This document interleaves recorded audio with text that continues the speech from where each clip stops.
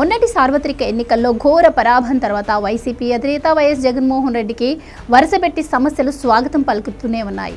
ఇప్పటికే ఆయా సమస్యలతో సతమతమవుతున్న జగన్కు ఇప్పుడు తన సొంత జిల్లా కడపలో టీడీపీ ఫైర్ బ్రాండ్ నేత కడప ఎమ్మెల్యే రెడ్డప్ప గారి మాధవి దూకుడు పెను సమస్యగా పరిణమించింది. మాధవి దూకుడును నిర్వహించడంలో జగన్ సోదరుడు కడప ఎంపీ వైఎస్ అవినాష్ రెడ్డి పెద్దగా ఫలితం రాబట్టలేకపోయారు. ఫలితంగా వైసీపీకి చెందిన 8 మంది కడప కార్పొరేటర్లు టీడీపీలో చేరిపోయారు. మరో 10 మంది వైసీపీ చేజారితే కడప మేయర్ పీఠం టీడీపీ ఖాతాలోకి పడిపోతుంది. ఇదే జరిగితే వైసీపీకే కాకుండా వ్యక్తిగతంగా జగన్కు కూడా తీరని నష్టం జరిగినట్టే. సొంత జిల్లా మేయర్ పీఠాన్ని కాపాడుకోలేని జగన్ ఇక రాష్ట్రాన్ని ఏం ఉద్ధరిస్తారన్న విశ్లేషణలు వెల్లువలా వచ్చి పడతాయి. వెరసి కడప మేయర్ పీఠాన్ని కాపాడుకోవడంతో పాటుగా మాధవి దూకుడుకు అర్జెంటుగా కళ్లం వేయాల్సిన అవసరం జగన్కు ఉందన్న వాదనలు వినిపిస్తున్నాయి. కడప నగరపాలక సంస్థ సమావేశం జరుగుతున్న తీరును చూస్తుంటే మాధవి దూకుడు ముందు వైసీపీ శిబిరం వెలవెలబోతున్న వైనం చాలా స్పష్టంగా కనిపిస్తోంది. ఇటీవల జరిగిన కార్పొరేషన్ జనరల్ బాడీ మీటింగ్లో తనకు కుర్చీ వేయలేదన్న విషయంపై శివాలెత్తిపోయిన మాధవి ఫుల్ మెజారిటీ ఉన్న వైసీపీని దడదడలాడించారు.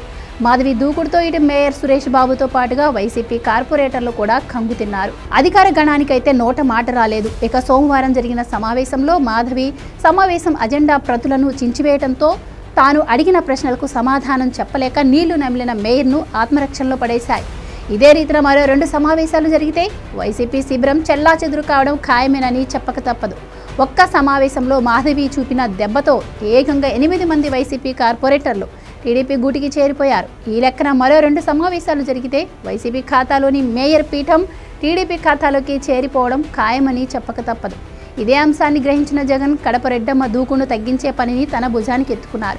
క్రిస్మస్ను పురస్కరించుకుని తన సొంతూరు పులివెందులకు వస్తున్న జగన్ ఇడుపులపాయలోనే ఏకంగా 4 రోజుల పాటు మకాం వేయనున్నారు. ఈ సందర్భంగా ఎన్నడూ లేనిది కడప కార్పొరేటర్లో జగన్ ప్రత్యేకంగా సమావేశం కానున్నారు. తాజా రాజకీయ పరిస్థితులను వారికి వివరించడంతో పాటుగా పార్టీ కష్టాల్లో ఉన్న సమయంలో పార్టీకి అండగా నిలవాల్సిన అవసరాన్ని వారికి ఆయన వివరించినట్టు సమాచారం. పార్టీ అధికారంలో ఉండగా వారికి దక్కిన గుర్తింపు, గౌరవం తదితరాలను కూడా జగన్ ప్రస్తావించనున్నారు. పార్టీని నమ్ముకొని పార్టీతో పాటే సాగే కార్యకర్తలకు ఎలాంటి అవకాశాలు దక్కుతాయన్న విషయాన్ని కూడా ఆయన వివరించనున్నట్టు తెలుస్తోంది. అంతేకాకుండా అధికార పార్టీ అరాచకాలను అడ్డుకొని కార్పొరేటర్లకు పార్టీ తరపున అండగా నిలుస్తామన్న భరోసాను కూడా జగన్ వారికి కల్పించనున్నారు. జగన్తో సమావేశం అంటేనే వైసీపీలో రకమైన ఉత్సాహం కనిపిస్తున్న తరుణంలో జగన్ బుజ్జగింపులు ఏ మేరకు పనిచేస్తాయన్నది చూడాలి. కడప కార్పొరేషన్లో మొత్తం 50 మంది కార్పొరేటర్లు ఉన్నారు.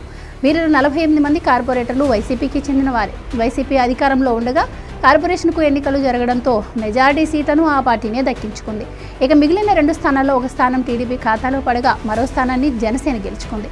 ఇక మాధవి కడప ఎమ్మెల్యేగా గెలవడం, టీడీపీ అధికారంలోకి రావడంతో కడప కార్పొరేషన్ను ఎలాగైనా వైసీపీ నుంచి లాగేసుకోవాలన్న దిశగా టీడీపీ వ్యూహాలు అమలు చేస్తోంది.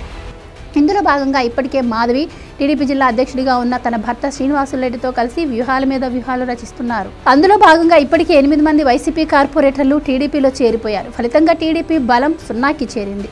జనసేనతో కలుపుకుంటే కూటమి బలం 10కి చేరినట్టే. ఇంకో 16 మంది కార్పొరేటర్లు వైసీపీని వీడితే కూటమి బలం 26కి చేరుతుంది. మేయర్ పీఠం టీడీపీ వశం అవుతుంది. ఇది అంత ఈజీ కాకున్నా మాధవి దూకుడు చూస్తుంటే మాత్రం ఇదేమీ అంత పెద్ద విషయమేం కాదన్న భావన కలుగుతోంది. మరి మాధవి దూకుడుకు జగన్ ఏ రీతిన కళ్ళెం వేసి కడప కార్పొరేషన్పై టీడీపీ జెండా ఎగరకుండా ఎలా కాపాడుకుంటారో చూడాలి.